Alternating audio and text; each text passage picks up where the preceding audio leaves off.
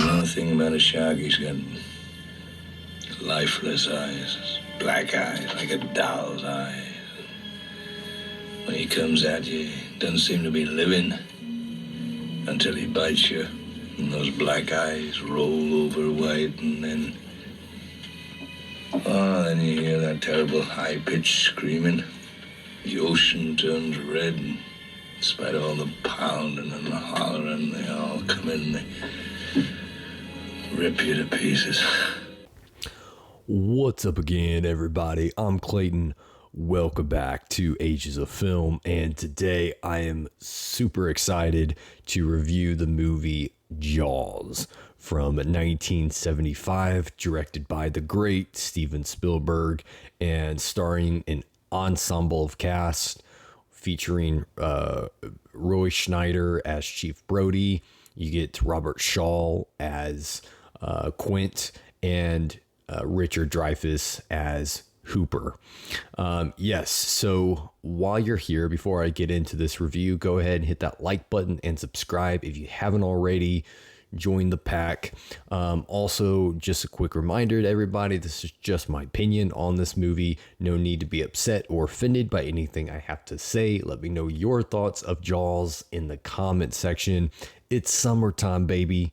So we're working on some summertime films before fall rolls in.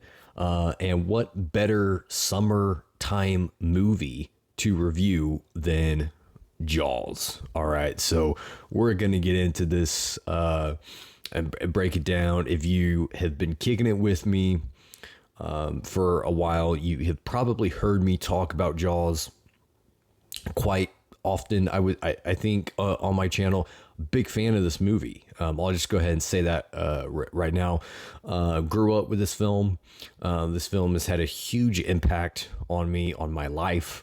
And yeah, it has traumatized me for many, many years. I still don't get in the water to this very day.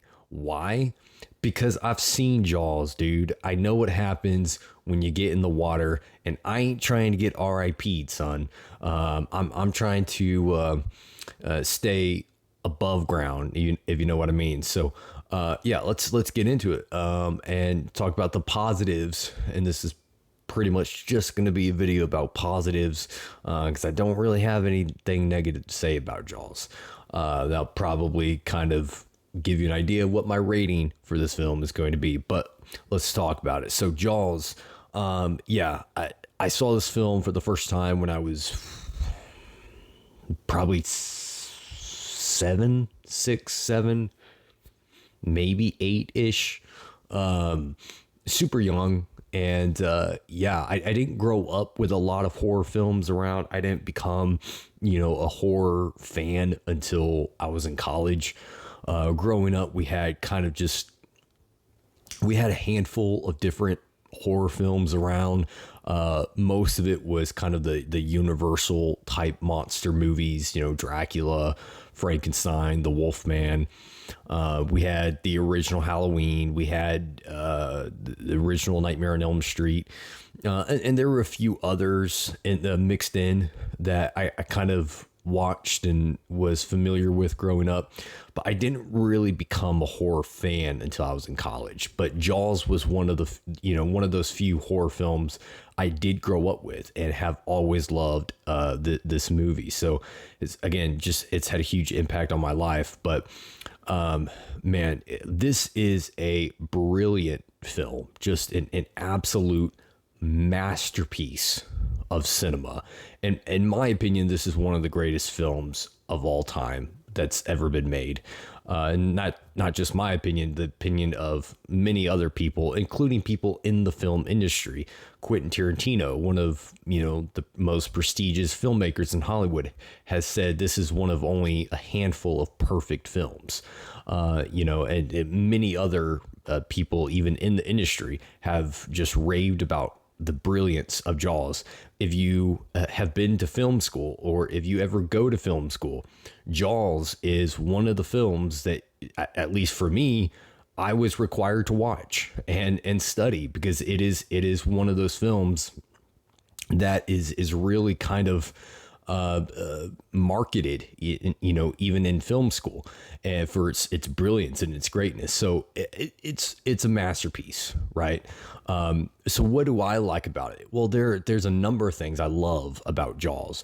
One of them, you can't talk about Jaws without talking about the score. The score in this movie is iconic. It's one of those horror scores that transcends the genre. I mean, even people who have never seen Jaws, which are quite frankly few and far between, even people that have not seen this movie know the Jaws theme music, that iconic score. Doo doo doo doo. Like it's iconic. You just played those notes for somebody, they know what's coming. It's such a simple score, but it's so effective. It's so effective, and it fits the film that it's in. And that's what I've always said about great movie scores, are scores that fit the film that it's in. It's not just about the technical artistry of a movie score and how cool or how good it sounds. Does it fit the film that it's in? Does it serve the purpose? Does it enhance the viewing experience and bring out the emotional effect that the movie is intending and trying to get you to feel? That is what a good movie score does. And in my opinion, Jaws nails that with the score. Brilliant score, simple but effective, and just so iconic. Love the score for Jaws. I also love the look of this film, the cinematography by Bill Butler, who was the DP cinematographer on this film. Just a very aesthetically pleasing film to the eye. It's very easy to look at and take in. Bill Butler just kind of gives this very blissful, pleasant, and peaceful type of look, but also this kind of fun look to the film. Makes you want to be there, and just a really great job with the camera work. Some really cool shots in the film. Really great framing and movement in this film. POV shots that are very effective in the film. Some wides that are very effective. Some close-ups, some dolly shots. Just it's a brilliant cinematography by Bill Butler. Just nails it in this film, and it's all directed by Spielberg, in the brilliance of directing that he does in this film. And part of that comes out in the cinematography. Also, just the atmosphere and the setting of this film. That beachy vibe makes you want to be there, makes you want to go there and enjoy the beach. Enjoy that it has that summertime kind of atmosphere to it, where it's just a fun film to throw on in the summertime. And yeah, I love that. I love the aesthetics. I love the look. I love the atmosphere and the setting of this film. The tone is established in the beginning of the film, which is what I argue tells you this is a horror film. I've heard people try to argue that Jaws is not a horror film. Listen, this is a horror film. All right. I will argue that to my grave. This is a horror film. One way that you can recognize a horror film, there's multiple ways. If you want to get really technical with it, you can. I'm not going to do that for the sake of this review, but there are multiple ways to know what genre of film you're in. And one way to know that you're in a horror film is by the tone that is set at the beginning of the film. And the tone for Jaws that is set in the beginning of this film is a horror tone. It's set at night on a beach. In the opening sequence, you literally see a woman be eaten by a shark that you don't see. It gives you a POV shot of the shark, and it shows you the girl, and then it shows you the initial kill, the initial attack that sets the tone, telling you you're in a horror film. This is a horror film. There's another scene later on the boat with Quint, one of the main actors, right? The main characters. You literally see him be eaten alive by a shark. blood shooting out of his mouth. If that's not horror, I don't know what is, right? This is a horror film. It just happens to be a damn good horror film. All right. But this is a horror film. Make no mistake about it. And it's brilliant. But love the cinematography. Love the setting, the tone, the atmosphere. All of that is great, great stuff. I also really enjoy the story and the different themes that Jaws pursues. There's a lot going on in this film, I would argue, and I think it does explore some themes here that I think a lot of people don't really pick up on, maybe because they don't recognize it, or they're just very much engaged with the characters that they don't kind of step back and analyze the story in a sense of themes and what the film is trying to say. I think there's some very good themes and interesting themes being kind of developed here. I think each of the main characters represents something that you can take from this film. You have, and all in regards to man, right? And our nature. You have Quint, right, who represents the true, what I would argue, kind of the true darker nature of man, who is very vengeful, who holds grudges, who wants is kind of ego driven, and wants to be in charge, wants to be in control, right? That's Quint in this film. And then you have Hooper, who's a very scientifically driven guy. That's another aspect of human nature: logic, reason, science, proof, evidence, this fascination with the unknown. That's another side of humanity that Hooper represents in this film. And then you have Brody. Well, we'll get back to Brody. You have Mayor Vaughn, right? He represents the kind of the darker side of humanity, about who's driven by greed and political gain and recognition and ego driven. That's another side, the corrupt side of humanity that Mayor Vaughn represents. And then you have Chief Brody, who represents the courageous side of humanity, and kind of represents and shows the struggle within us of facing our fears and dealing with cowardice. You know, there's scenes in the beginning of this film, or in the first half of this film, where Chief Brody, even though he comes across as a very likable guy, he still shows moments of cowardice, where he could have done a better job at being courageous and actually putting his foot down to do what was right. And yet he kind of cowers under the pressure of authority by Mayor Vaughn. And, he's afraid of the water. He won't get in the water to save the woman's young boy in the beginning of the film. And so he's struggling with that courage to face his fear. But then by the end of this film, we see him kind of come around and actually is the one that faces his fear and goes one-on-one with the shark. At the end, it actually is the one to kill the shark. He finds the courage to not just go under with a ship, but actually stand and fight and face his fear and is victorious over it. So that represents another side of humanity, of the struggle within us to face our fears and have that courage to fight cowardice. So there's a lot of different themes being pursued here in Jaws that I find fascinating. I love the story in this film, and I love the characters. Chief Brody, Quint, Hooper, all of these three main characters are very engaging characters, and a lot of that comes down to the performances by the actors.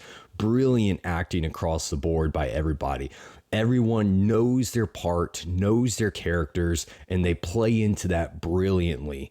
And they give a very genuine performance in their acting here. You know, I don't see them trying to force anything. Nothing feels out of place or overdone or underdone. Everyone feels right on key, and feels like they're hitting their note and hitting their pitch, right, and they're just right on key, man, and just giving really good performances. No one's necessarily trying to outshine anyone else. They're just playing their part. Playing, there's a great quote by Tom Hanks, his acting coach when he was in acting school. His acting coach told him one time, "Play the part, therein lies the glory."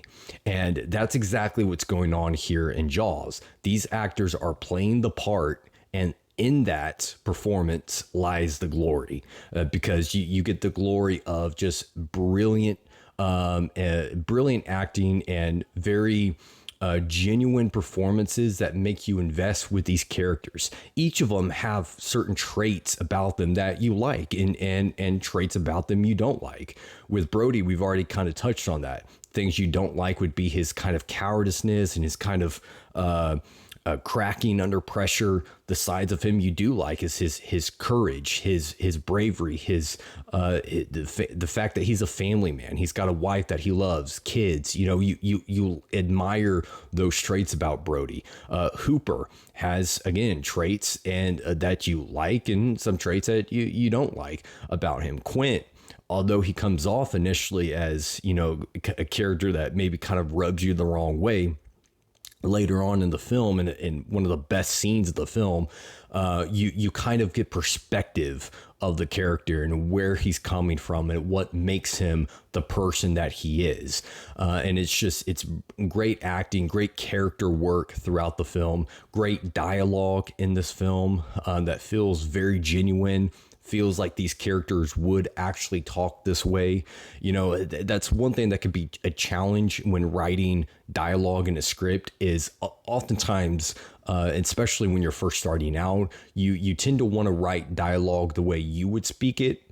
But when you're writing characters, it's important to not write dialogue the way that you would say it, but how would these characters deliver these lines? How would these characters speak, and not speak from yourself, but speak for these characters? And I feel when I watch Jaws, I believe that this is how these characters would speak. It's very good, well-written dialogue that fits the film, fits the characters, and the delivery is just on point by the actor. So great dialogue, writing, and great performances. One of the best scenes in this film is at night when these three guys are kind of bonding together in kind of the dining area of the boat. And you have this monologue by Quint that has become very iconic about the USS Indianapolis. True story, by the way. If you haven't read it, I'd highly recommend looking into the actual real story of what happened. It's just a crazy story. But Quint gives that monologue, and his delivery is just so captivating. You're glued into what this guy's saying. You're glued in to the story, and the way that he tells the story with this conviction that you believe him, and it changes kind of your perspective of the character. I remember at one point feeling my perspective about Quint actually changed as he's delivering this monologue. And just, again, great direction by Spielberg in that moment, not trying to do too much with the camera, but leaving the camera set in one spot, letting you feel like you're sitting right there listening to Quint deliver this monologue. He's not doing all these crazy things with the camera. He knows how to direct that scene perfectly. And it's a masterpiece. This whole film is a masterpiece of cinema. It's a perfect film. I have no negatives with this film. It still holds up well to this day. There are some very genuinely terrifying scenes in the film that I've already addressed. And it's crazy that this is another film that shows the importance and significance of persistence when making a film. They were only supposed to, I think, have about 60 days of shooting for this film. And there were so many malfunctions, so many things that went wrong on set that they actually went over about 100 days that were allotted to them. And they ended up being there for about 150 days on set to make this film. It was an absolute nightmare. Spielberg has said that he still has nightmares to this day from the horrible experience that he had making this film, thinking he was going to be fired every day on set, literally sitting up all night writing, making changes to the script and story with the actors. It was a train wreck, and yet they stayed persistent with it, and Spielberg made the movie that he wanted to make. And even though they couldn't ever get that darn shark to work, they made it happen. They got through it and they persevered. I still think the shark holds up well to this day. I know some people think it looks fake. Keep in mind, this is 1975. This is 50 years ago that this film was made, all right? So if you think the shark looks fake, come on. We're talking 50 years ago. No one was doing anything like this. All the other creature features of this decade don't look nearly as good as what Jaws does. So it even shows that it was ahead of its time. But I still think it looks good. I still think it holds up. And it's a brilliant film. Stands the test of time. This was the first real blockbuster in cinema. There were lines wrapped around theaters waiting for people to get in and see this film. Needless to say, this is a 5-star film. My overall rating here, 5 out of 5. A perfect film, in my opinion. I don't really have any flaws with this film. No movie is objectively perfect, but subjectively, this is about as perfect of a film as you can find. Love this film. I will always love this film. This is one of my favorite movies of all time, period. Love Jaws, and it's easily a 5 out of 5 for me. So let me know your thoughts on Jaws in the comment section. Do you agree with my rating? Do you disagree? What was your first experience with Jaws? And do you still think it holds up well to this day? 50 years of Jaws, everybody. Hope you celebrate by watching this movie at some point this summer and enjoy the amazing work from 1975 and the cast and crew that put their heart and soul into this film and gave us one of the greatest films of all time. Anyways, that's it. That's a wrap on this one, guys. Thank you guys for tuning in. And until next time, you freaks, kick it and rock on.